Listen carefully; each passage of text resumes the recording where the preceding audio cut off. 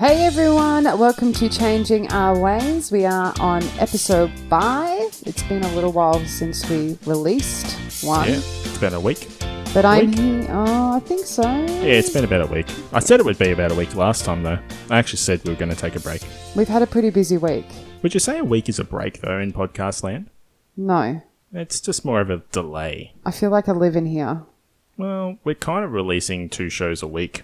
But it'll slow down in August when we go to Noosa for the Australian weight loss meetup. Yes, but we'll still release one while we're up there. But more about that later. Yes. How's your week been? Yeah, my week. I know, right? It's a week away from the podcast. Been okay. Yeah. I must admit, I'm a little bit down. Why? Well, when you barrack for a losing football team, it's not great. Are we going to talk about that or not? There's a lot of things I can say, and look, I love my footy. You know I love my footy. People who know me know I love my sport in general. And AFL is my favourite sport, of course, but luckily for me, I love a lot of sport because if one of my teams is doing badly, I can go on to another one, and I'm sweet. But when your football team, namely Collingwood, yes, I know. He has his own teeth. Trust me. Yes, I have my own teeth. How funny is that joke? It's been around for, 50 years? Like, get a new joke. But yes, no, disappointing. Disappointing that we've been playing pretty poorly, but we will bounce back, of course. But luckily, I've got lots of other sports to watch at the same time, even though pretty much all of my teams are doing terribly. But, that happens. What about you? How's your week? I've got an addiction that I'm dealing with. Another one. Boiled eggs. They're bad for you. It's taken me 2 years to be able to eat eggs. And I'm obsessed. And I'm worried I'm going to get to the point where I'm going to be like, I don't want these anymore. I'm kidding, by the way. They're not actually bad for you. No, they're actually really good. Sorry. Yeah. But protein source? It is. And there's a little cafe near work. So rather than going to Safeway and spending $4 on 2 eggs, there's a little cafe. And I say to her, can I buy 2 boiled eggs? And she's like, that's $1. And I'm like, thank you. $1? And they smell. I apologize, people at work. I'm like, I'm not farting. I'm just eating eggs. Sorry. Why do they smell so bad? Because they're eggs. Oh, Let's go back anyway. Let's get into the episode. It is so exciting this week that we have Alice Blows. Yes, Alice Blows, otherwise known realistically as Alice Toleman. So we hype that up a little bit. She's a pretty infamous person on Instagram, you'd say. Mm-hmm. I think when you kind of get to this community and you've got someone who's got over 70,000 followers, that's a pretty big person in the community. But she's a good friend of ours, and she's a good, she's a good person. She's very resourceful. She's very approachable. And I guess in a way this interview gets to show everyone she is a human being. She's not just a gym robot or, someone you can't talk to. She is one of the most loving, caring, knowledgeable people that I've ever met in my life. Absolutely. Okay, guys, so I think we're about ready to go to our chat we had earlier today with Alice. But first, I'd just like to take a little bit of your time, guys, to tell you about one of our sponsors, Cost Price Supplements. For all weight loss surgery supplements and accessories, please have a look at Cost Price Supplements. It is Australia's fastest growing online retail store exclusive to weight loss surgery patients. Starting in a small store in Brisbane, Australia 3 years ago, the founder, Christopher Leong, gathered the few hundreds of dollars he had in his savings to bring in products to help provide supplements and items needed by patients which were not readily available in Australia. What started off as an after-work interest to help post-weight loss surgery patients by answering the supplements questions till midnight turned into a family community business. So he truly believed that patients were not getting the support they needed from stores. Being once overweight himself, he remembered that he never received much support walking into a store asking for their advice. He decided to build an online community where all members could access their essentials for pre and post-surgery and be given the support they deserved. Cost Price Supplements Australia have grown into Australia's fastest growing weight loss surgery, supplement and accessory retailer. All profits have been pledged to be used to develop more products for weight loss surgery members to continue their journey, and I think that's fantastic because that is what our community needs. Now we have a special deal set up just purely for Changing Our Ways listeners.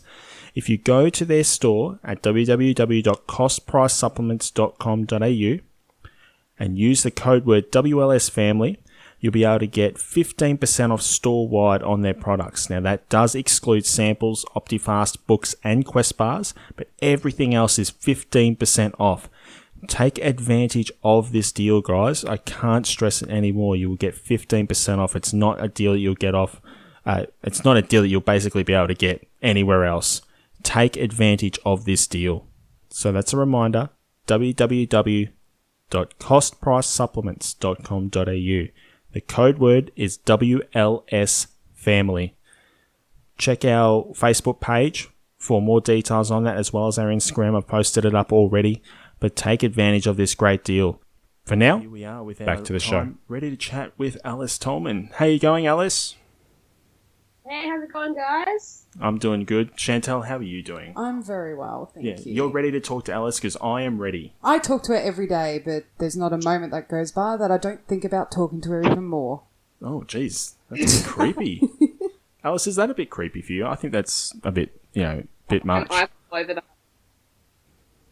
But Chantel's always on the phone, don't you worry. Is that her messaging you now? I heard a message then. Potentially, yes. Oh, Shan, can you It's maybe put your phone? It's my donut delivery, guys. Don't worry. It's just on their way. We're going to have to hear about those donuts.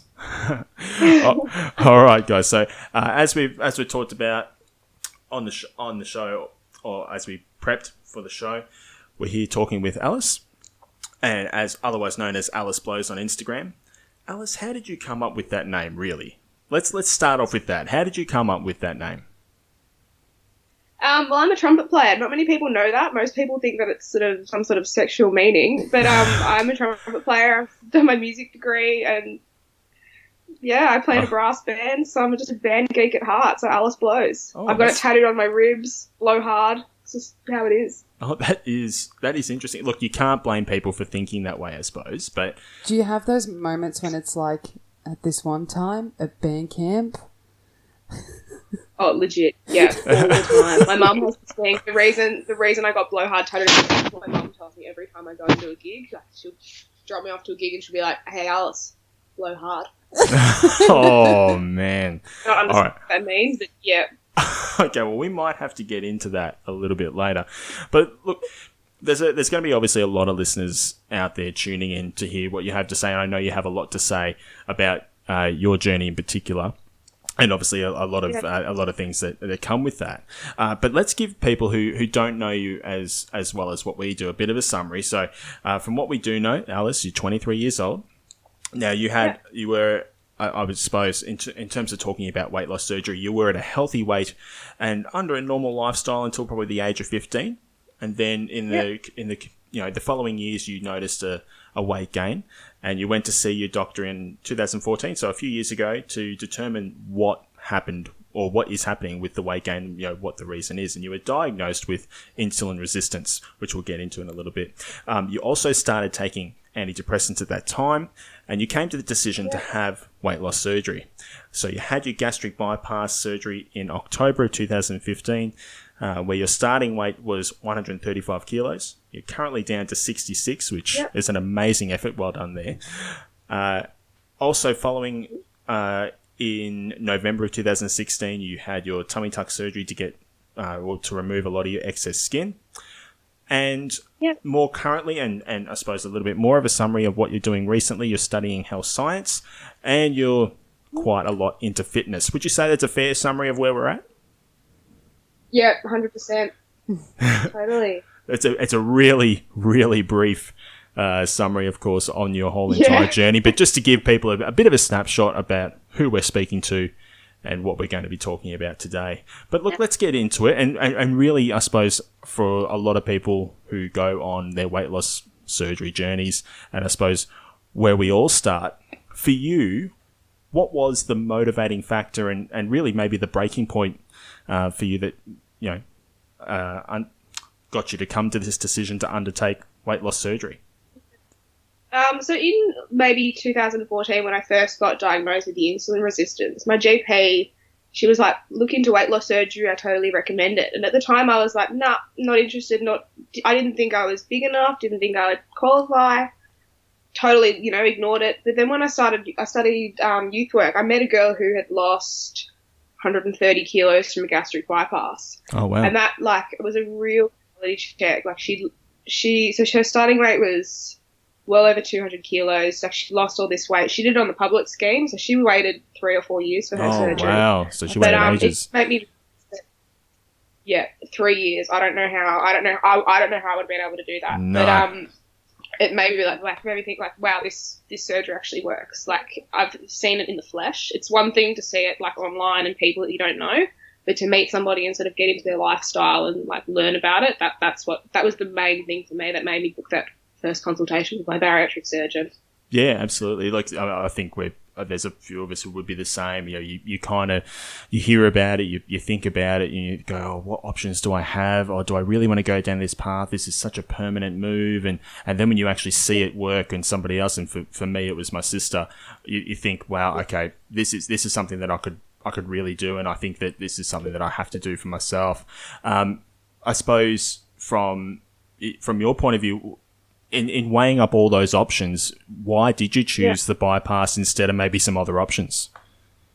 I initially chose the bypass because that's what this girl that I met had, but also because when I first met my surgeon in the waiting room, he gave me this booklet sort of thing which had the lap band, the sleeve, and the bypass, and it said all this stuff about the sleeve, which is what I was initially referred to get.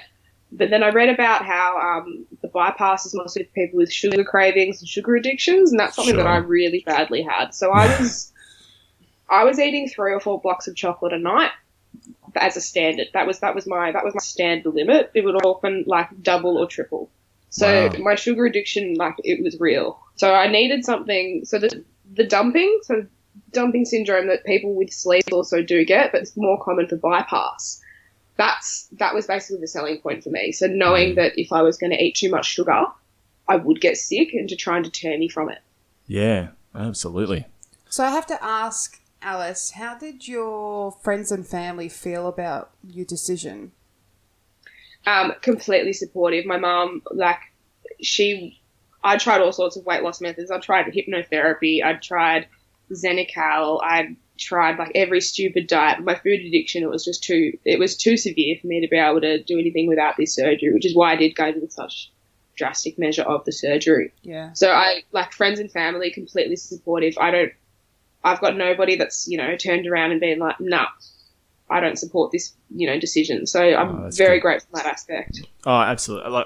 I can't agree any more on that, because I think if you don't have a support system around you, it's going to be so much more difficult. And that's probably why we have so many secret sleevers and secret weight loss surgery patients, because you just don't...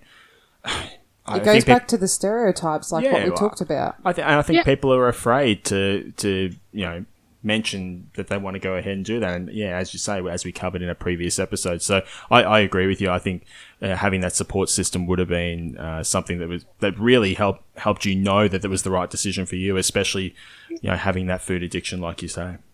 And also, that's so from the very first appointment where I met my surgeon and decided to get that bypass on that day, I made a Facebook status that night telling everybody in the community, telling all my friends and family my decision. Oh, good on you. Because I thought for me, it'd be easy to be completely open about everything. For some people, and accountable as well.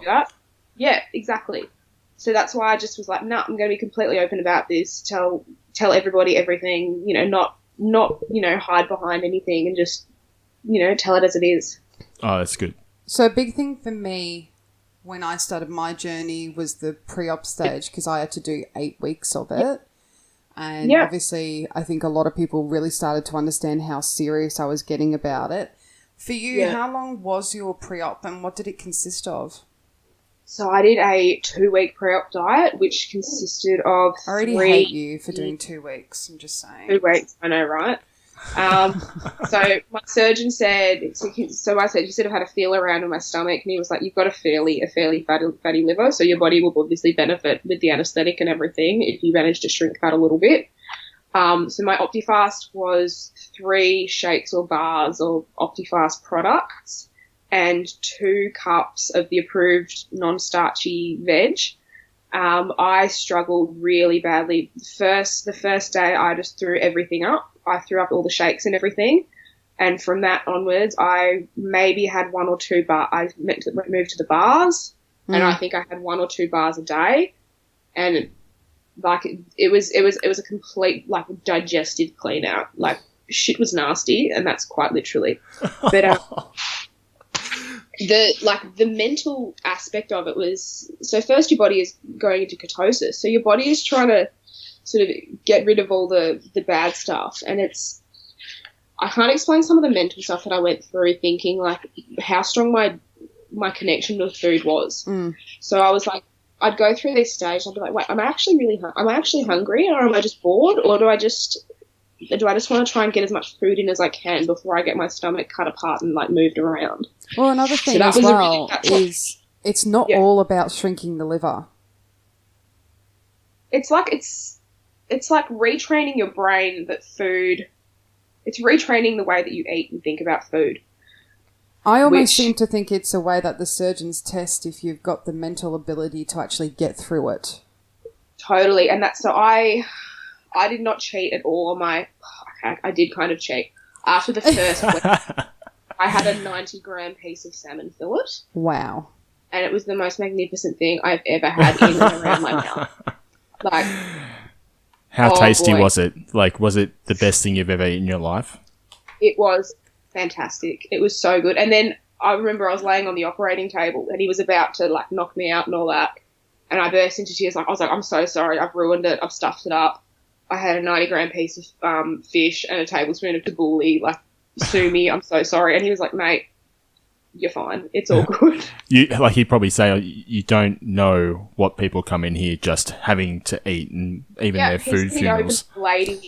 He opened up somebody and she literally had a stomach full of pasta. Oh. Yeah. Nah. What was your food funeral? I had, so the night before I started my Opti, I went to Grilled and I smashed a burger and I smashed a raspberry lemonade, and then I was like, yeah, that's good. I'm totally good. Nah, I went home and ate 4 packs of Oreos. And I said goodbye the best way possible. They were singing to you. They were like, eat us, Alice. I'm pretty sure I ordered half a hog's breath. Like half of the restaurant? Half of the menu. Oh, right. Yeah. Something else. A lot of people when they, so I had about 6 months between meeting my surgeon and having my surgery. A lot of people will start trying to lose weight from that point. Yeah. They'll start making small changes. I couldn't do that. My food addiction was nut. There was still absolutely no hope. Like, I had no will to try and lose weight at that stage because I knew that I needed that surgery and that restriction to be able to lose weight. Yeah. Oh, look, I was the same. So did you, I suppose, both pre and post-op and around your surgery, did you experience any complications, or did you have anything unexpected happen during that time, or were you smooth sailing? I had like liquid shits for the whole 2 weeks of the pre-op, which I was able to like hone down. I think that happens to a lot of us. Yes. Like, don't ever trust a fart. Never. I couldn't leave the house. It was real bad. And then I was, and also because on my pre-op, like approved food said like, sugar-free jelly, sugar-free products. Like I was smashing those sugar-free lollies like nothing else. And that was not giving my gastric, issues any good. See, I was still lazy in my post-op when they were saying jellies and stuff because I'd have to make them. And I'm like, I don't want to make jelly. And I want it now. Going back, like after the surgery, one piece of advice I'll give to listeners, don't ever trust a fart, especially in the first 4 weeks. And don't even go to Safeway because you will shit yourself in the aisle and you will embarrass yourself in front of everyone, and then your mother's going to have to take you home and clean you up. And I'm not naming any names, but I do know this person. I was going to say, are you talking anyone specifically? Or? Oh my gosh. No, but so I had my surgery at Work Richmond. I've had private health insurance since like I was a child, so that aspect, all of my so I paid out of pocket for my surgery and a anaesthetist. All my hospital was covered. The hospital stay was I think I stayed 2 nights in hospital. I was on Panadol tablets. No pain, that was the only pain relief I had. Getting my tonsils out was worse than the bypass, in my opinion. Yeah. For me, it was super breezy. I don't know how maybe I'm lucky that's how I recovered from it. The only, I didn't have any gas pain or anything. It just felt like I'd done too many sit-ups, so which lucky. now I know what it feels like. Oh, you are so then. lucky. I had the worst gas pain. It took forever to get rid of it. Peppermint tea. Oh, yeah. The worst part was the barium swallow. Oh my That god. was the worst. Oh my god. No. Nope. That chalky white slime. Oh my god. What's a barium And it swallow? was the first thing I had go through my mouth because it was the first liquids they were allowing me. And it's like, stand on this machine while we rotate you around. It's like, no thanks. I'll just have we the went water. hanging out down. Yeah. What are you guys talking about? You didn't have to have one because you were okay. Yeah, I got to Compulsive miss out on it. Yeah, compulsory precaution for everybody. But It's like that drinking was like glue / cement. Yeah, I'm glad I didn't have to do that. But then again, I was lucky. So, just going back to before your surgery and when you actually saw your GP in 2014, can you just elaborate on that diagnosis of insulin resistance? I mean, I don't know a lot about it myself, and look, I don't expect you to be a doctor, that's for sure, but what do you know of, what was explained to you about that? So essentially, I knew well and good that I had an eating addiction. I knew I was eating too much. That was a fact. But I went to the doctor being like, oh no, something's definitely up. There's got to be something somewhat, holding me back. Had blood tests, had it all done, and I had the insulin resistance to the level where I was almost going to have to start doing like the injecting thing with the insulin. Right. So from what I know, insulin resistance is when your body creates too much insulin, something to do with carbohydrates, and something to do with how your body then metabolizes things. Right, okay. So I got put on a medication called metformin, which was absolute hell. Apparently metformin, and when they prescribed the metformin, they were like, this is actually going to be really good for you because it helps influence weight loss. It can help you lose weight. No, that was not the case for me. It made me more hungry. It made me gain weight. Oh, wow, okay. So not fun. Not fun at all, really. I was recommended to go on it when I had PCOS. Yeah. So I was then on the metformin until my surgery, and within 2 weeks of my gastric bypass, I was completely off the metformin. Oh, that's awesome. Well, and obviously you don't have to take it anymore. Yeah. Oh, that's good. And at that time, was it the GP that also recommended to go on the antidepressants? I had been on antidepressants since I was about 12 or 13. Right, okay. Trying different kinds of ones. But then I moved to a different kind of antidepressant, which was, I think I was on Prozac. Yeah. That's what definitely influenced a lot of the weight gain. So, I mean, if you're happy to share, why were you taking them and what was happening in your life at that time to go on to them? So when I was 12 or 13, I just became depressed. I'm not sure why. I don't know. Maybe just being a teenager, going through teenage stuff. Sure. But then definitely as my food addiction became more and more real, that was obviously making me depressed. The food, the way that I associated with food, and then sort of tried to cope with the combination of food and antidepressants. Do you think that well, I suppose the follow-up question to that, do you feel that the way that your relationship was with food, do you think that was a contributing factor to your depression, or do you think that it helped soothe your depression? Definitely. Food was my crutch. So any night of the week, I would decline things with friends and happily go to Safeway. I'd get the train to Safeway, buy $20 worth of junk food and sit in my room on my own and eat that. Yeah, I can absolutely relate to that. That was like a dream for me. That was how I liked to live my life. It sounds like you were very similar to me in where food was your antidepressant. Food would kind of cure any emotion that you kind of had. And it was, food never turned its back on you. Food never made fun of you. Food never bullied you. You could go to McDonald's and go buy a large Big Mac meal, and I'd sit in my car and be happy and eat it. But I know afterwards I'd feel guilty and I'd be like, what am I doing? Yeah, and same with social things. If I was going to go out with friends or stuff, I'd totally try and associate around food so I could eat food while being with friends. That would sort of help deal with my anxiety, my social anxiety. So that's something, that's something else that I've really just realised recently, that how I used food as a sort of to help my anxiety. is that something that you still battle with today? I reckon I do. This is going to sound ridiculous, but I actually get, if my boyfriend eats without me, I get really mad because I enjoy eating with him. I understand. Yeah. I understand. Yeah, what like you're saying. I don't want to miss out eating with people. Yeah. And I don't like seeing people eat in front of me, and I don't like eating on my own. No, I can totally relate there. You know, it's something, food has become something that, you know, when before you were doing it really almost by yourself, and now you want to have that relation, like a positive, it's almost like turning a negative into a positive in a way, because you're actually enjoying food together, you're having good times, and Yeah, I want to try and keep really positive, associations surrounding food, rather than let's go eat so much that we pass out and have to roll each other with a stick. I couldn't agree with you more. I think it's really a good thing to turn, especially for the whole community. One thing that we a lot of us have learned is, we had this poor relationship with food. People think, obviously you don't, people outside of the weight loss community will say, oh, you don't love food anymore. It's like, no, I actually love food even more. It's just that I now have a positive relationship with food rather than having that negative relationship that really affected me in a lot of ways. I feel like you have to be selective with food as well now. It's like, I know I can only get a small amount in. I want to pick something that's going to be good and I'm going to enjoy it. Yeah. So if I'm at a party and I start eating stuff and then the good stuff comes out, I'm cut.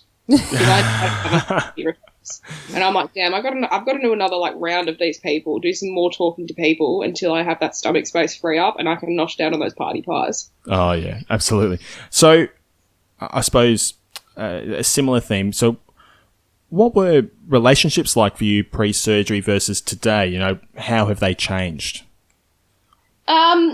So I gained a whole lot of weight as I was in a relationship when I was, I think from age 15 to 19, I was in a relationship with a fairly bigger guy. Sure. And everything sort of surrounded food, everything surrounded junk food.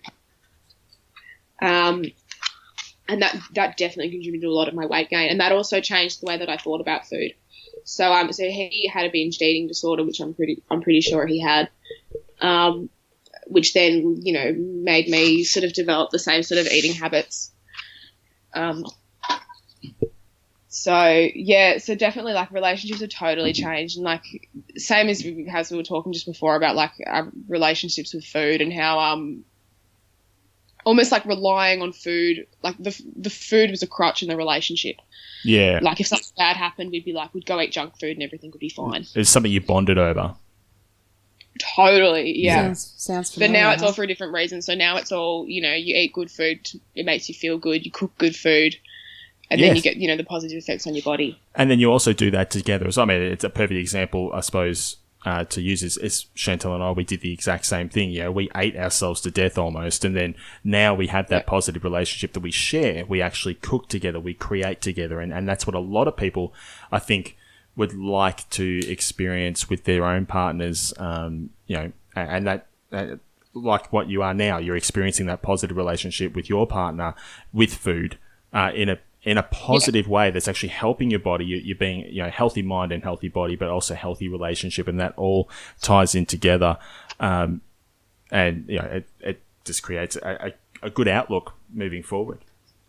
Yeah, exactly. And totally agree with you there. So with food, what do you miss the most? I miss being able to just absolutely chow down on a whole bunch of crap. It's pretty, I'm pretty ashamed of that, but I miss being able to just, if I was in a bad mood, just eat a whole lot of crap. Yeah. But be comatose, which I still do now, but with an eighth of the amount of food. Yeah. Is there anything that you love now that you didn't actually like before? I can't eat bananas anymore. I can't stand the taste or the texture of them anymore. For me, it's got to be beef jerky. I have developed a sick relationship with beef jerky. I didn't even know existed before I had my bypass. Protein shakes. I'm addicted to protein shakes. I love them now. I don't know what's happened for that to happen. The flavour or just the texture, or it just everything that it gives you in your body? I make them up as a smoothie because they're so satisfying. There you go. What kind of human being am I? What else? How's your perception of food changed? So with my bypass at first, I started eating incredibly low carb, super low carb. I was just eating meat. I was just eating meat and veg, bit of cheese. That's all I was doing. So that's how I lost my first 30 to 40 kilos. I started introducing carbs, and then I started eating junk food again. So I started eating maybe a cheeseburger every second day. I started eating like fries every second day. And I was still losing weight, and I was like, oh, this is great. Like, I can still eat bad food, but I knew that I was losing muscle, and I knew that eventually it was probably going to bite me in the bum. So stopping that was really hard for me, because I was still semi eating badly. And also the mentality, a lot of people get weight loss surgery and they will eat junk. They will continue eating junk, but just small amounts of junk, and they will lose weight, and then they'll get to a stage where they'll stop losing weight because their bodies will realise, hang on a second, you're not giving me any goodness here. Yeah, body's adapted. Yeah, exactly. So that's when I try to work out what it was. Midway through last year, when I quit one of my jobs, I completely had an overhaul of my eating. I really fixed everything up, and then it became obsessive. So I started counting everything that went into my mouth. I developed a brutal carb fear, which Chantel knows all too much about. Yeah, I'm going down that path at the moment, yeah. And I've been using you as a support network for that, so thank you for that. So I essentially developed an eating disorder. So, I would force myself to sleep until the mid-afternoon, because then I wouldn't be eating. So if I was asleep, I wouldn't be awake. I wouldn't need to eat. So that was something that my surgeon was like, no, you can't be doing this. You need to go see, a food counsellor. You need to sort these things out. Now I'm not scared of food. Food isn't the enemy as much anymore. I eat what I want when I want. I don't count anything. If my weight goes up, that's fine. I know I need to step back a little bit. And then also I know with my restriction that it is very hard for bypass, at least, to gain weight, the amount of food that you do need to eat, because of the malabsorption in my digestive system now. Yeah. And it's all played by ear. And I've also, so with regain is a massive issue for people in the weight loss community. If you gain weight, you're going to lose it again. It's not, at the end of the day, if you put less into your body than your body requires, you're going to lose weight, but you want to do it in the most healthy way possible. So you want to still nourish your body to maintain your muscle. It's a really important message, I think, Alice, as well. And that's something that I think a lot of the community has to take on board. And the people who are actually stepping into the community for the first time, the ones who are in that pre-op stage now, or just about to go see their surgeon, they have to know that, yes, of course you're going to lose weight. That's going to happen. But you got to expect you are going to regain. Your body is going to adapt to what you're doing. It's not going to just go, yeah, no worries, just keep losing weight. Oh, you want to stop at 75, do you? Okay, we'll stop here then. No, that's not how your body works. Your body does what it wants to do, and it will adapt to how you treat it. So it's a very important message I think you're sending, and I couldn't agree with you more on it. I have another question. Okay, you keep going. Keep going. I was going to say, so about 3 weeks after my tummy tuck, I dropped my weight all the way down to 61 kilos. I stopped eating. I stopped drinking. I was malnourished. I looked at one of my photos, my comparison photos that went viral, the one with the the shark attack kind of bandages over it. That's where I was my smallest, and I look at that now and I'm like, I wasn't healthy. I didn't look attractive. That's why I purposely have started eating proper food, getting my macros more even, because it proves that there's a difference between slim and healthy. There's a massive difference between being slim and being healthy. Yeah, absolutely. And that's what I can't stress enough. So which is why I now, I'm working out and stuff, because I don't want to be skinny.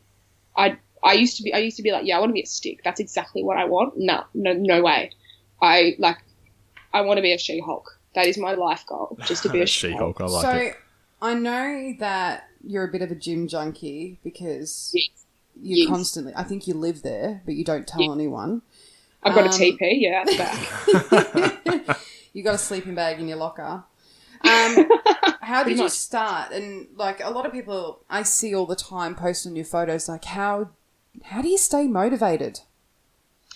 So I joined my gym like 600 meters down the road from my house 6 weeks after my bypass. Initially thinking like, oh yeah, if I work out a bit more, it'll drop the weight a bit more. I might enjoy it. It'll help tighten up the loose skin. I actually hated the gym at first. For the first 6 months, I went to the gym for half an hour, ride on the bike and do some really light weights, and then sort of just feel a bit crap about it. It wasn't until I got involved with a lot of the people that go to my gym and made some really, really, really good friendships that it made me realize and appreciate sort of the mental effects of going to the gym. It's more than just looking at how big your guns are and stuff. It's how good you feel after the gym, and it's sort of sharing that experience with the people around you at your gym. Chantal and I are just comparing guns now. Also, if you lose bigger. a lot of weight and get excess skin on your arms, it makes you look like you have monster guns. So if anybody is scared of that, don't be. I know that. They did a gridiron. When I went and did my gridiron photo and I had to fold my arms, I looked like a beast. Hey, mate, check out my guns. Yeah, legit. And then you can use them to flap away after, so you got nothing to worry about. No, I can clothesline them. Just put them out. No, you got wings. You can fly.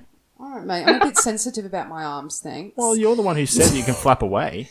Anyway, while we're talking about this stuff, your tummy tuck. Now, some of the comments you get are ridiculous. I have to say that. People saying, I got one this morning. Did you see that one? I can't remember what it even said. It's like, man, that's a lot of plastic surgery. And then someone are claiming that my photos have been photoshopped and I've photoshopped my butterfly tattoo downwards. That's really sick photoshopping skills, guys. Oh, my God. I had a comment today saying she probably cuts herself, which is why there are bandages in both pictures. Oh, my God. People just don't understand. A lot of that's jealousy in a way. Oh, liposuction, yeah. If I could liposuction 73 kilos, how does that even work? Can you donate that to children? I don't know. Now, that was a really quick process. I remember, seeing you say you were going for your consult and then next minute you were in. It was a really, really quick process for you. Yeah, so I think I weighed 69. I was still losing. So between booking my tummy tuck, I had my tummy tuck done through my bariatric surgeon, which is quite rare. He did it through his general surgery. It was literally just cut and stitch, nothing fancy, which is why my scar is so high. That's all I wanted. I didn't want anything fancy. Didn't want any lipo. So I was calling through plastic surgeons. I went and saw one who quoted me a ridiculous amount, wanted to literally cut me in half, stitch me all the way around. And I thought, no, I'm 23. I still want to have kids.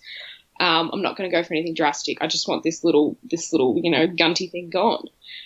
So I had my tummy tuck 2 weeks after meeting my bariatric surgeon, and he, was like, yep, I can totally do this for you. I have no regrets for doing it. I do have more excess skin since losing more weight since, but compared to how I was before, absolutely no regrets. So I needed that stomach gone because I looked at that and I still felt like I was 135 kilos, which I'm sure, Chantel, you probably have the same thing looking at your excess skin. I've seen 2 surgeons and they've said I've got approximately 6 to 7 kilos worth of skin that needs removing. Yeah, I only had 800 grams removed. So it wasn't like it's obviously, nowhere as major as how, some poor people have it.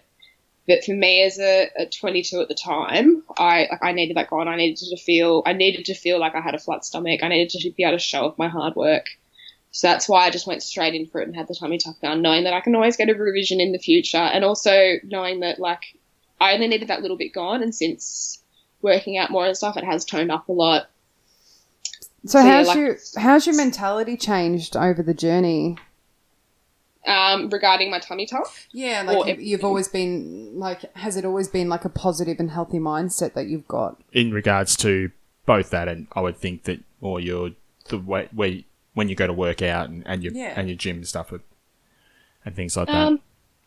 I don't hide any. I'm completely open about my tummy tuck with everybody. I tell everybody. Everyone can see my scar as well, because I don't want people to think that I've just gone and had a tummy tuck like some people. Some people do get a tummy tuck for weight loss. Mine was literally just skin removal. My mentality around it it's become more of a trying to show on the outside how I feel on the inside. So trying to show my journey, trying to show how far I have come. But then also being just totally open about everything, about how difficult it has been. And also, like, it's like an identity crisis when you go through this weight loss surgery, because I was the fat girl. That's what people knew me as. So who am I now? Like, yeah, and you don't always want to be known to be that fat girl. Like, another good example is, and I know this is your interview, but there was something Jen's Health Journey said a couple of weeks ago. Someone, said you're very young and you've had all this surgery done, you haven't had kids or anything like that. And this is multiple conversations that I've had with people, trying to get me not to go through with it, because the whole thing with, you're going to have children one day. Her response was, you know what? I've worked really hard for this body. I've worked hard to get where I've got to. I want to enjoy it whilst I'm young. Yeah, exactly. And that's why, because also, same with my bypass. I had people at first, they were like, don't get your bypass now. Have your kids, get married, settle down, and then have a bypass, and then worry about your weight loss. Hell no. Hell no. Why would I wait, being unhappy, and then also have a more risky pregnancy and things while being overweight? Why would I wait for that sort of thing? So that's why I was so quick to go and have my bypass done. Yeah. Yeah, that's fair enough too. What about going to the gym though? I mean, has that always been a positive thing for you? So obviously, like I mentioned, when I first started the gym, I didn't really enjoy it. I was just sort of like, yeah, this is what people do. Yeah, whatever.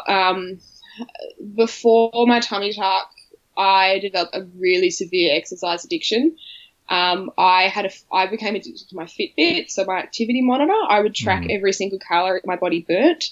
I would track every single calorie that I ate, and I would make sure that in my workout, just the workout, I burnt more calories than I'd eaten in that day. So that on top of my basic metabolic rate, which is about 1,500 calories, I was in such an extreme deficit that, like, it wasn't healthy for me.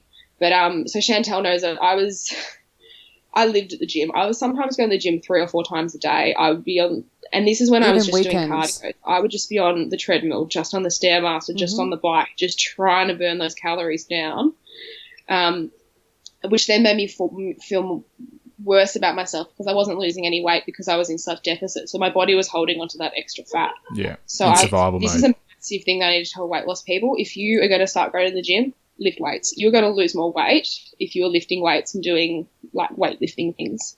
Yeah. Of course, do a bit of cardio, but weightlifting that's where it's at, and it's going to give you some muscles. It is going to help with your excess skin. Yeah, unless you have a gunt. Yeah. Yes. Stomach. That's why I'm holding off on my arm and leg skin removal, because you can see how much my arms have improved already from working out. So yeah. No, fair enough too. So, changing track just a tiny bit. You're currently studying health science. Now, is that something you've always wanted to do, or is there a path that you've chosen just recently? So I was studying youth work, got my diploma of youth work, and then so throughout this journey, I totally I came to the realization that health is where my heart is now. I'm interested in helping other people with health and their journeys. So I'm studying health science, which can really lead to anything. But my real career goal is to start up a business, and I want it to be focused around helping bariatric patients, and I want it to offer nutrition counselling, food options like meal preps, and also PT. So awesome. Personal training services for people that have been through weight loss surgery, because everybody that's been overweight and have been into a gym know how terrifying it is to step into a gym and be judged by these buff meatballs. Yeah. So that's what I want to do. Like I've been in talk with my surgeon I've suggested this idea to him, and he was like, a PT that specialises in post-weight loss surgery, it's a fantastic idea. So that's my dream. Yeah, I think that's fantastic. I really hope that that's something that really pans out for you. Have you started anything now, or are you waiting a little bit? I'm just waiting it out. I do want to study PT, but sure. I think I want to get my my health science over and done with first. PT I can do as a Cert 4 on the side. Sure. But this is also why I do keep posting all my sort of fitness related things on my Instagram, because I do want to try and build up a clientele over time. Yeah. I want to know, and then people knowing my journey and people knowing that I want people, like, I want my clients to be people that I can relate to, so they can know what I've been through, and that, you know, they're going through what I've been through. Well, I think if you build up a clientele that can actually relate to you, and especially people who have gone through the weight loss surgery process, I think that is a really, it's a really good idea, and it's, I think that's certainly something that'll work out for you. But speaking about your social media and just talking about that as you just mentioned, let's talk about the big elephant in the room when it comes to Alice Blows, and that is the social media boom, as I like to call it. It's a big explosion. Alice is going to blow you away. When I started uni at orientation, I had 7 people come up to me and recognize me, and like that was really weird. Yeah. What was weird is I then had about 20 people in the next week message me and be like, "Oh, I saw you." I'm like, "Cool." Oh, I'm a human being. I'm stalking you, Alice. You guys, come and talk to me. I'm a normal person. Like, I'm probably have a mouthful of food, but like, let me know what I'm eating and I'll talk to you. Well, come on, let's get it straight. You're semi-normal. Yeah, I've seen your Snapchats, mate. You're not 100% normal. There's some issues going on there for sure. But like, people, I posted a cardio sort of video with like what was going through my mind, and all these people commented like, "You're like a normal person. Like, you're not some weirdo. I'm a weirdo." But like, I love how they'd expect you to be a weirdo. Do you think people have that perception because they feel intimidated? I reckon, and like I think people. This is going to sound really cocky, but I think people are jealous of my motivation. People get jealous of how motivated I am. Yeah, there's always haters in the world, and when they know that some haters, yeah. I think it's when they know that they can't do it, that they choose to hate rather than actually, get motivated by it or be positive about it, and then there's just generally people who are just like to be trolls and like to be haters in the world. But I mean. Yeah, speaking of this, as we know, you've got more than 72,000 followers on Instagram, but it hasn't always been smooth sailing for you. So tell us about how it started. Did you expect to get a following this big? I never expected anything like this. I remember when I hit 1,000, I'm pretty sure I went and bought a pie or something to celebrate. I'm celebrating with a pie. Yeah, but I got most of my followers about the time of... I remember hitting 10,000 followers just after I had my tummy tuck.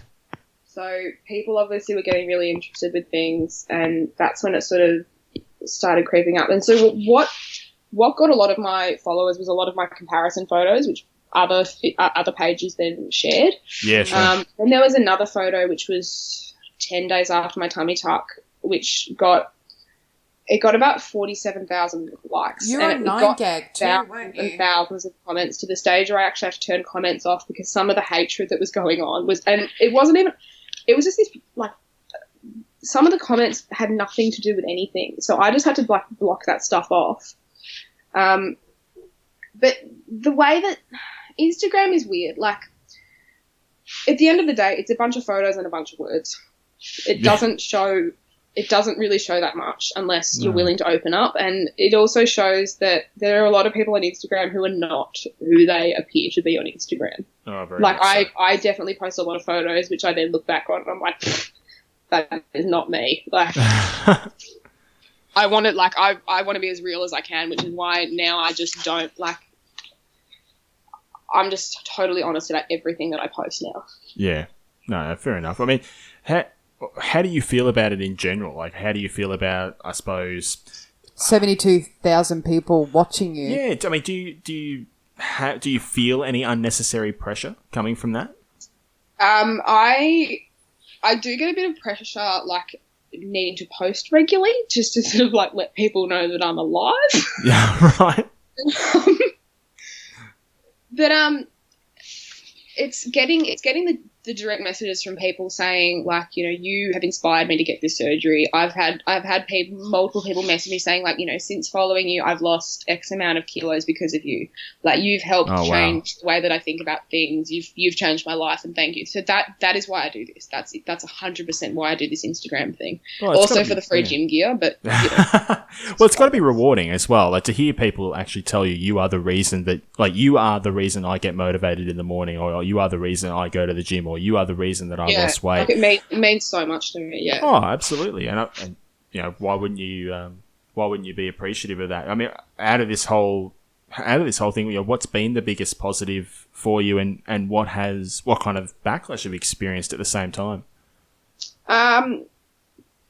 So from my weight loss, I've completely everything about my life has completely changed.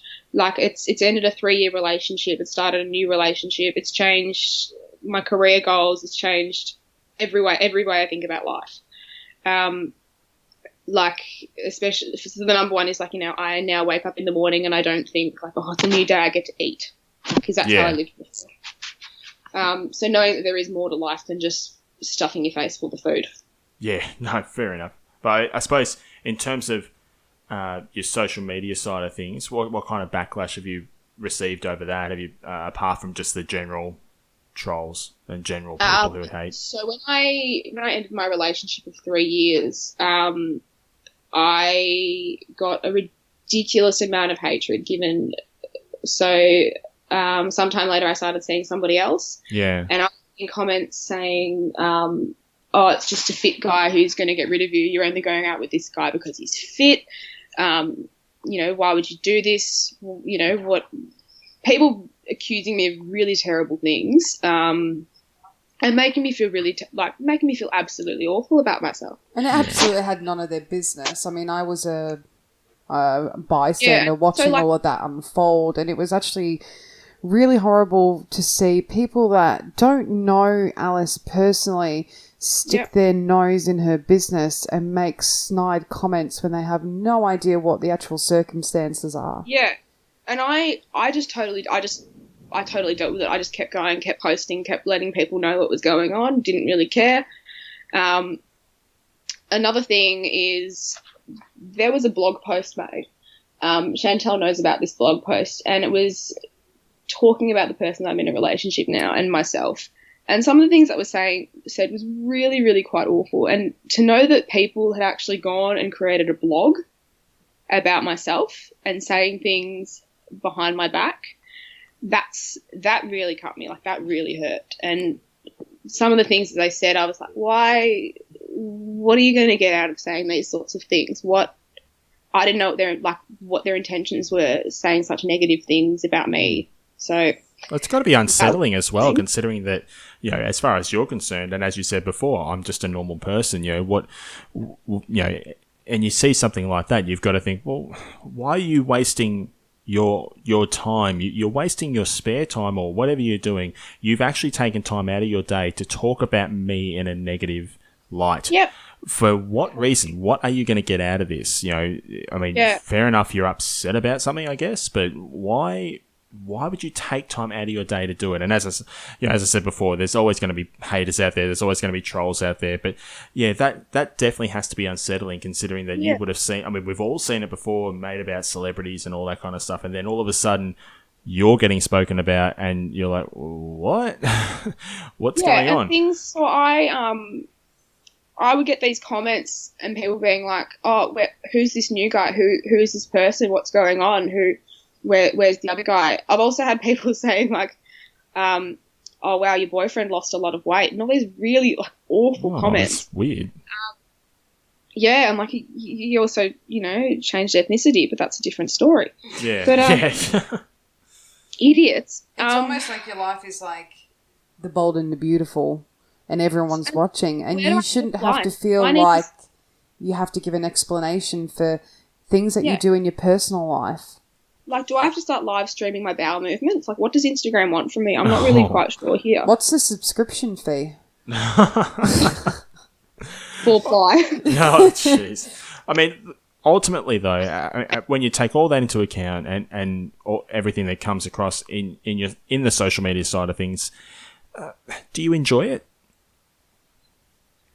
I do. Like it's hard work. Like like I don't know how some people can do this. Yeah. Sometimes I do just have to put the phone down, leave it away. Like remember that I have my own life on top of this. It's not just me posting photos with a little caption and some emojis.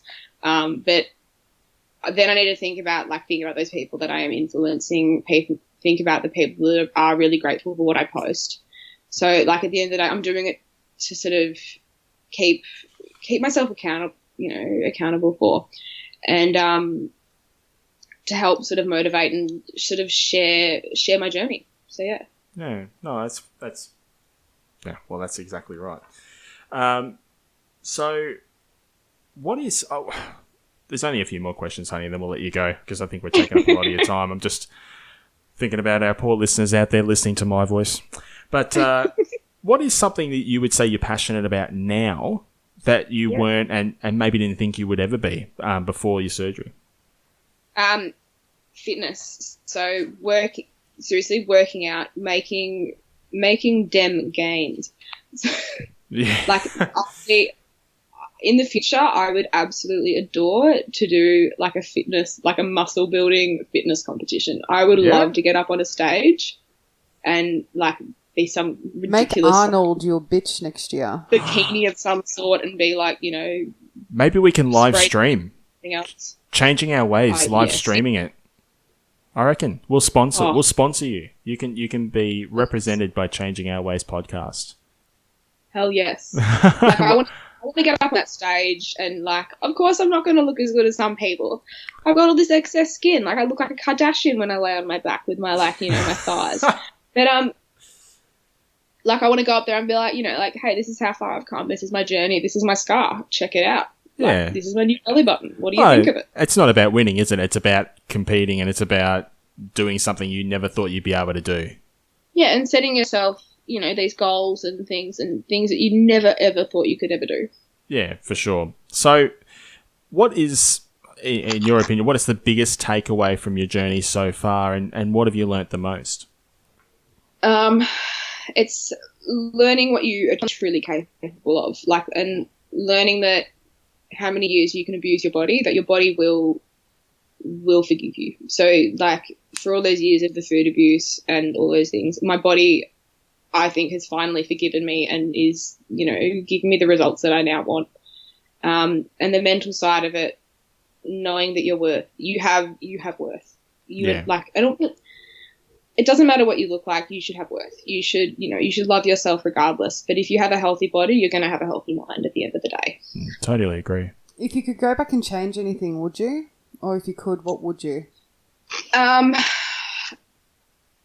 now have insane respect for people that can lose such massive amounts of weight without having weight loss surgery. I don't know how they could ever do it, and massive respect to them.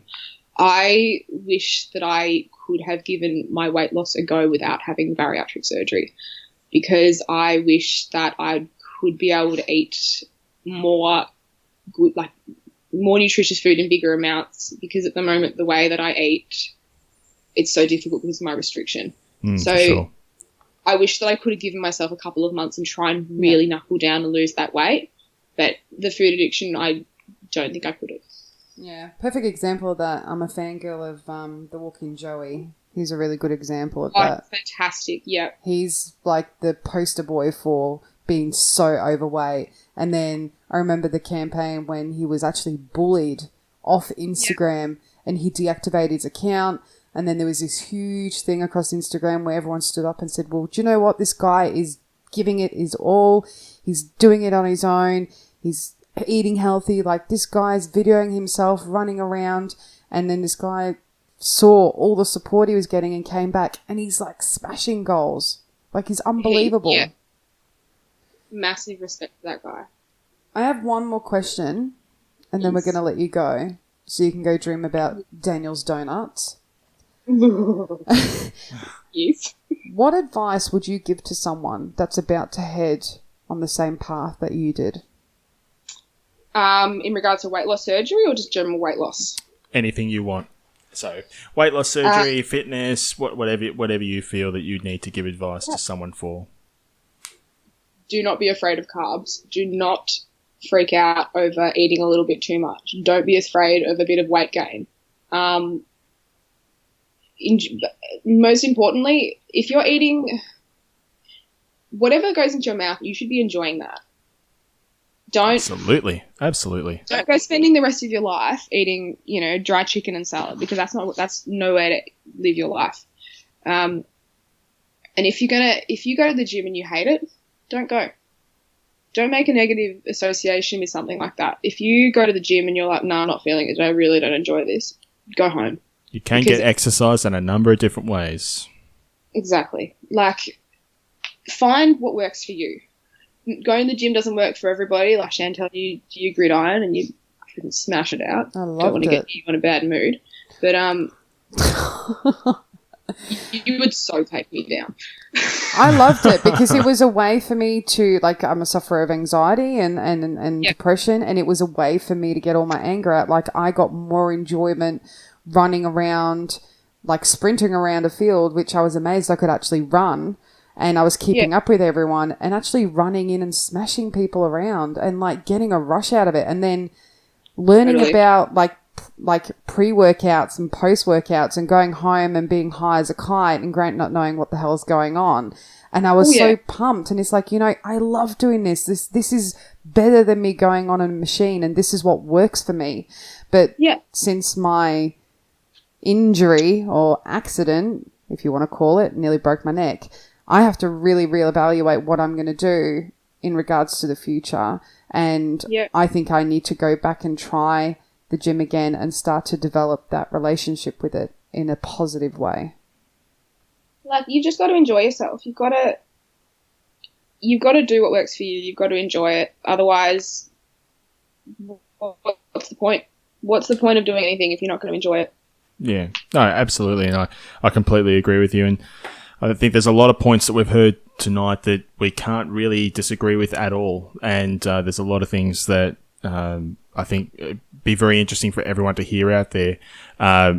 That's pretty much all we have got time for. But, thank you so much for coming on. It's been awesome to chat with you.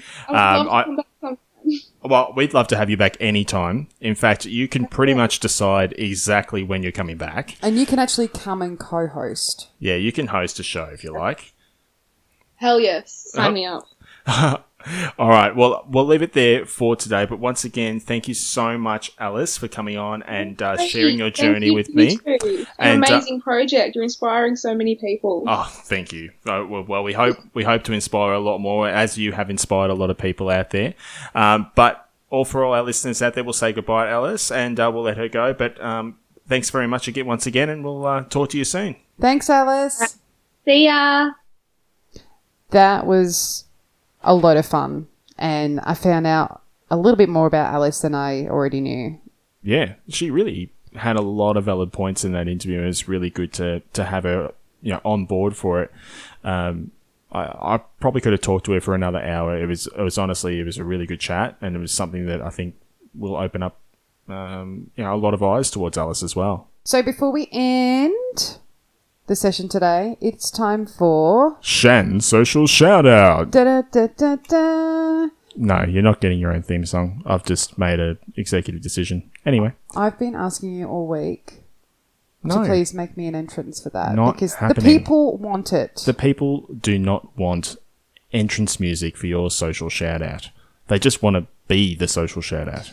Anywho, my social shout out this week goes to Mel's WLS journey. This woman is amazing. She is under her 7 days now before her surgery. I believe her surgery is on Monday next week. Correct me if I'm wrong, Mel. Sorry. She's lost 15 kilos so far. She's been doing pre-op. She's doing amazing. She documents everything on Instagram. Like, she has her food diary on there. Like, she's really sticking to it. I'm so proud of her, and I think she deserves a round of applause. Yeah, absolutely. Like, awesome stuff, Mel. Like, you should be so proud, and you're taking the next step to ensuring that you have a happy and healthy life moving forward. And you're in the right place. Instagram's amazing and has a lot of very knowledgeable and supportive people on there, and we have you back 110%. So we can't wait to see you go through this journey. Absolutely. So good luck with the surgery, Mel, and we hope it all goes well. We'll see you on the losers bench. That is very, very correct. So that is all we have time for this week, guys. But before we go, once again, we'll just talk about our disclaimer, which is that we are not medical experts. This is very much an opinion-based show, and we're just talking from a patient's perspective. If you are after some medical advice or expert advice, really, you should seek the assistance of your GP or your specialist or your surgeon when it comes to weight loss surgery and weight loss community in general. They'll be able to give you some very accurate medical information, and also the fact that they would know a lot more than what we would in the area of weight loss surgery. So please just remember, it is very much an opinion-based show. We don't want you to take our word as 100% correct. We obviously can talk from a community basis and talk from the fact that we have knowledge from what we've experienced, and certainly share journeys of people, what they've experienced. But please do not listen to our show in the hopes of gaining medical expert knowledge. All right, guys. But apart from that, we will leave it for today. Thanks once again for downloading and joining in on the program. We look forward to our next episode coming up, which will probably go back to our normal schedule. But until next time, this is Changing Our Ways, signing off. Social shout out. Well, that's enough, Chantal.